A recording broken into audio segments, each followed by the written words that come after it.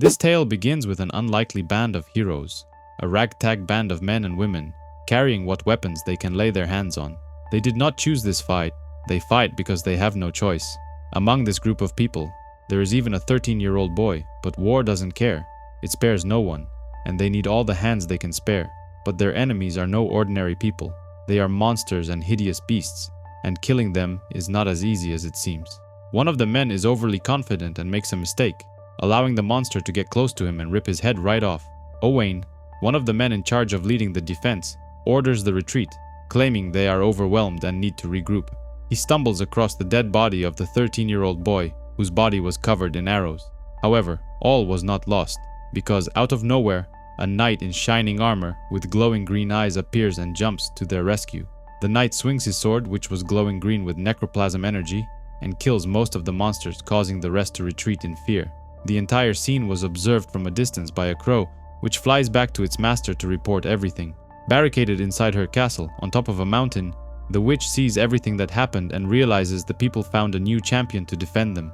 She asks one of her hideous guards, a scourge, to get ready because the champion is coming to kill them and he needs to keep her safe. Owain recognizes the knight, saying he is King Valon and the sword he was wielding is the Peacebringer. This is his realm, and they are his people, and the young man offers to be his squire.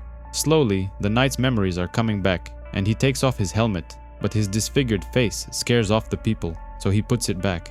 Even though they are victors, there is no sense of triumph, as the men and women return home after suffering heavy losses on the battleground.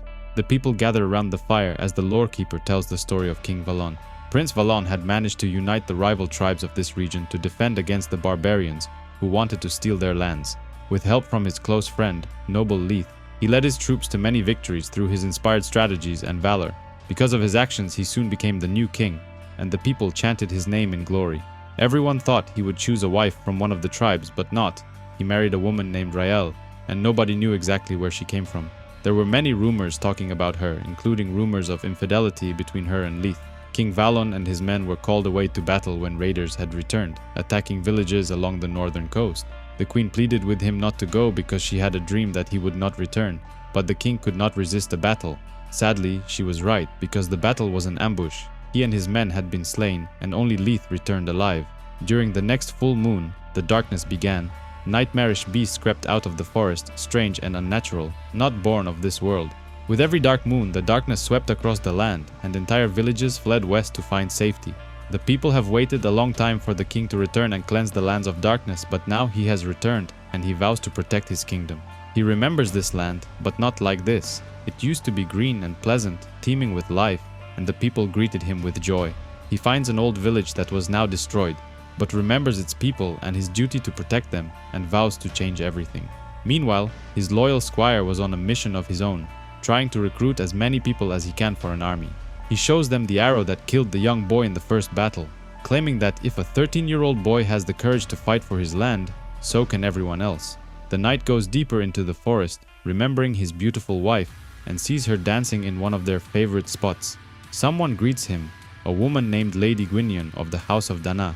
She says her court has always had an accord with this world and lived in harmony, but the people have failed to keep it safe from the darkness that is slowly taking over. This shadow has begun to leak into their own realm, spilling into their woods and rivers.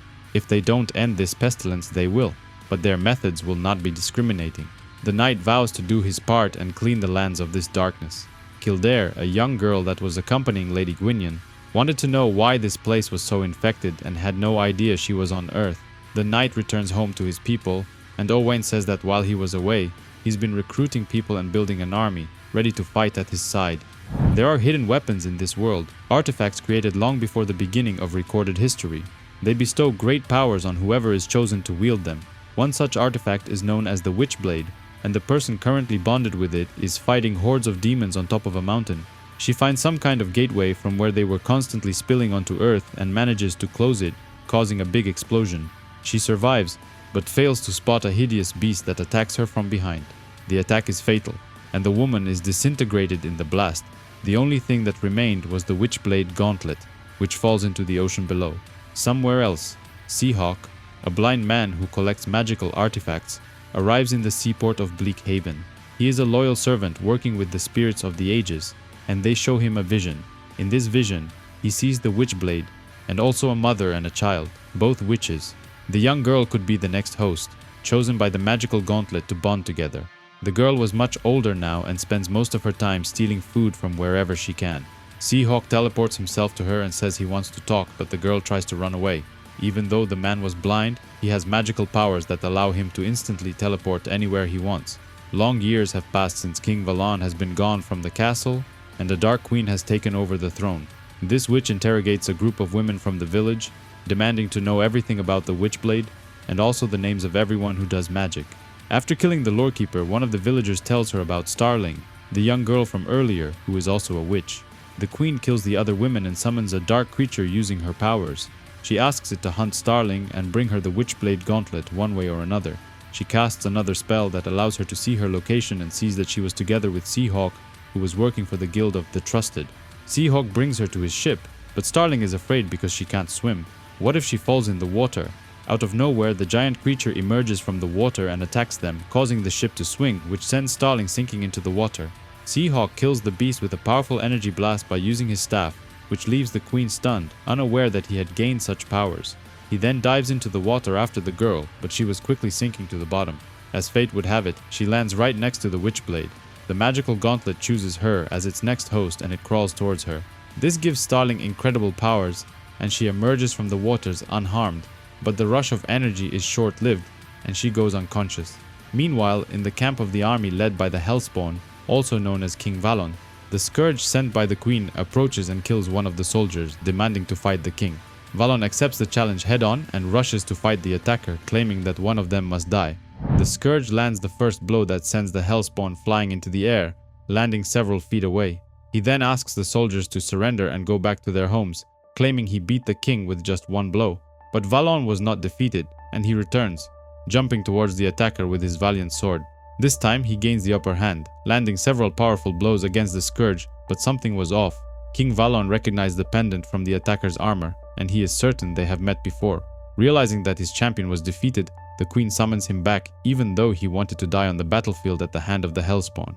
King Valon remembers his wife, Queen Riel, and wonders what happened to her all these years.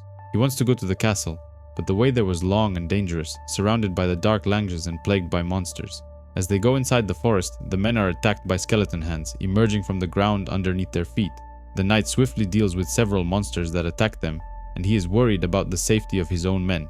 He asks them to return back to camp, while he and his loyal squire continue the journey alone. Owain is jumped by a hideous beast and falls on the ground, but luckily, his king was there to cut off its head. This wasn't the last time the knight squire will come close to death, nor the last time he is afraid, but it will be the last time that fear overcomes him. Meanwhile, in the Northlands, Seahawk and Starling arrive safely on the shores, and the Witchblade wants them to head in the direction of the castle, sensing something powerful inside. As they get closer, they are faced with an onslaught of monsters who come at them from every direction. The gauntlet was doing its thing, but they are quickly overrun and they are forced to retreat into a nearby abandoned church. However, the crypt inside was even more dangerous than the outside, because the dead come to life and instantly attack them. Seahawk asks Starling to escape and leave him behind, claiming that if he runs away, his powers will diminish. But if he stays and fights, his sacrifice will swing the balance in his favor and his powers will become greater. Starling doesn't understand exactly how his powers work, but decides to listen to him and escapes, going deeper into the cave. She emerges into another part of the forest surrounding the castle when she is greeted by someone, the ghost of her mother and all of her ancestors that came before her. Starling comes from a long family of witches, who were persecuted and hunted by men who hated and feared them for their craft, men who will always fear a woman who wields powers. Her mother wants her to become one of them, claiming that by wielding the Witchblade she is stronger than all of them, but shouldn't trust the words of men because they will try to destroy her. Suddenly the ghosts disappear and behind her are King Valon and his squire. Fueled by her mother's words, she uses the gauntlet and instantly attacks the Hellspawn, claiming she's a woman, she is the Witchblade. Owain does his job and protects his king, hitting the young girl in the head with a stick and knocking her unconscious. Seahawk emerges from the cave after he successfully defeated the undead monsters, but had no clue what was going on. He says the girl inhaled toxic spores when she was in the cave and her mind was poisoned, so he needs to perform a cleansing ritual. The ritual was successful and Starling recovers unharmed, expelling the toxin that was in her body. She apologizes for attacking the Hellspawn and all of them introduce each other. They agree to join forces and head towards the castle together, but they didn't expect it to be right on top of them.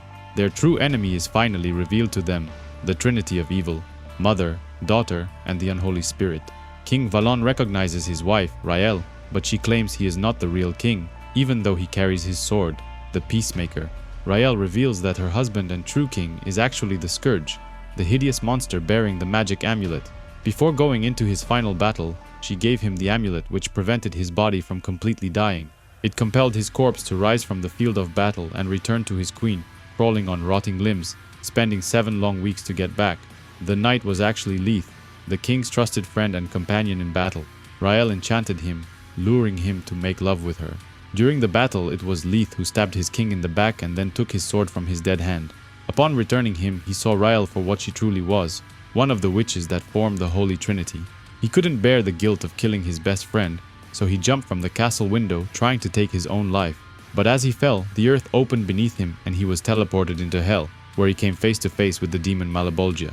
The demon offered him a pact to go back to earth and make amends for his sin, and when his atonement was done, he would return to hell and serve him for eternity as his hellspawn. Seahawk asks Leith not to trust King Valon, claiming he isn't human anymore, and the Holy Trinity don't want to rule this earth, they want to consume it. The mother tries to lure Starling into joining them, claiming they want to share their powers with her, but the voice of the Witchblade talks to her, causing her to dispel all illusions and reveal the truth, exposing the witches for what they truly were. The 3 witches merge their bodies together with the Scourge, transforming into a hideous creature with 4 heads. The very fabric of time and space fractures, and the heroes were given a short taste of the nightmare world that would consume theirs if they failed to stop it. Hundreds of monsters emerge from the other world and attack the heroes, while Starling wants to change their strategy. She wants to face the giant monster head-on, claiming that if they wanted the power of the Witchblade, she was going to give it to them. Her attack was powerful and left a big hole inside the giant monster, but it didn't kill it and she eventually gets captured. Medieval Spawn claims Malebolgia remade him to make amends for his sins, so he unleashes every atom of the necroplasm flowing through his body and hits the Holy Trinity with everything he's got. Only a force created in darkness, tainted with the malevolence of hell itself, could face against this hideous creature, and he succeeded. The Trinity is finally defeated, for now at least, and King Valon reverts back to his human form, even if just for a few seconds before his body turns into energy. Medieval Spawn is severely injured and says his master is calling him to serve for eternity. Starling says the Witchblade is talking to her, claiming that in the future Malebolgia is dead and she wants to send the Hellspawn there. Seahawk performs an old incantation that teleports the Hellspawn several hundred years into the future. Malebolgia catches a glimpse of the grim future that awaits him and realizes his days are numbered, which leaves him screaming in desperation. The group separates, each going their own way, and Starling wants to go back to her tribe and use her powers to repair the damage done by the Trinity and by the generations of men who oppressed her ancestors. Somewhere in the future, away from Malebolgia's reach, Medieval Spawn emerges. 2 people were waiting for him, claiming they've waited a long time to meet him, but something was wrong. The knight could feel his face melting, but it wasn't that. Without the demon's influence to keep him looking like a monster, his face was beginning to heal, and he looked like his former self once again.